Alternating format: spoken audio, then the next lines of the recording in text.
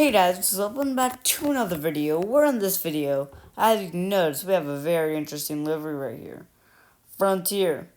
Today we are going to be comparing Frontier and Spirit, the two biggest US budget airlines in the country. And we will be figuring out which one's better and which one's better value. We'll be checking comfort, all that good stuff, and even the landing. Very interesting results. So yeah, let's get right into the video. But before we get into the video, let's do the intro.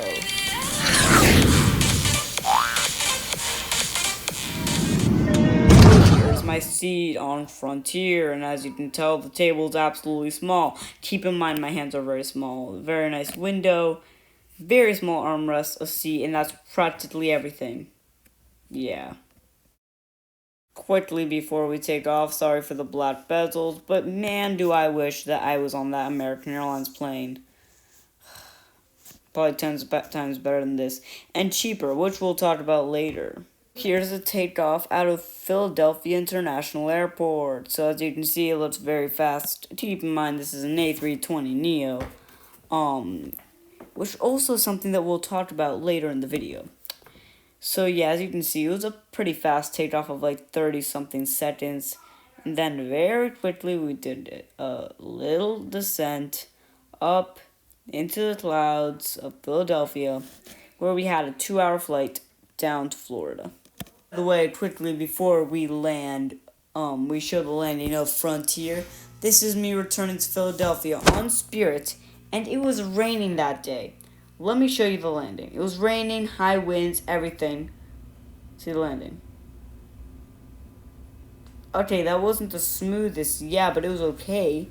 Now, by the way, that is my sick red and blue hoodie, by the way. Yeah. So yeah, pretty hard landing, right?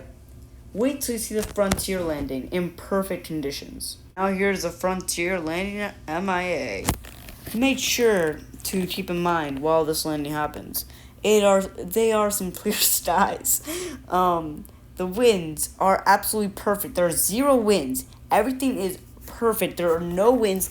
The clouds are perfect. It's nighttime, yeah, maybe, but there's something called autopilot. Maybe that's to blame. But still, watch this landing.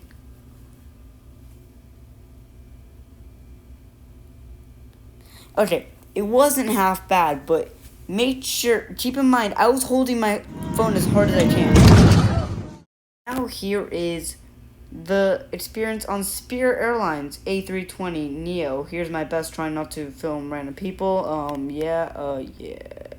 Here's the cabin. Yes, an actually good sized tray table, which is kind of a blessing to have on a budget airline in the United States. It's not like Europe, guys. It's not like Europe where you get big tray tables on the most cheapest of airlines. Ryanair, I'm talking about you. So yeah, the tray table is pretty good. This is a picture to just represent how good it is. Anyways, it's really good. The legroom is 10 times better than Frontier. That's my sit backpack. The cushioning was actually pretty soft, pretty nice. It definitely wasn't the smoothest, but it was okay. It also has some yellow accents around the cabin, and hopefully the man in front of me doesn't sue me for accidentally filming his neck. Nice. So, this is a very funny part. I tried to make a very sick scene, and it stayed out of focus for most of the time. Nice. Nice, Adiloto. So, here's my landing into Colombia.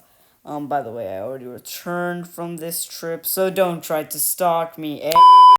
Anyways, let's rate the landing real quick. Not gonna lie, that was very butter. Like, no vibrations. I held the phone pretty lightly.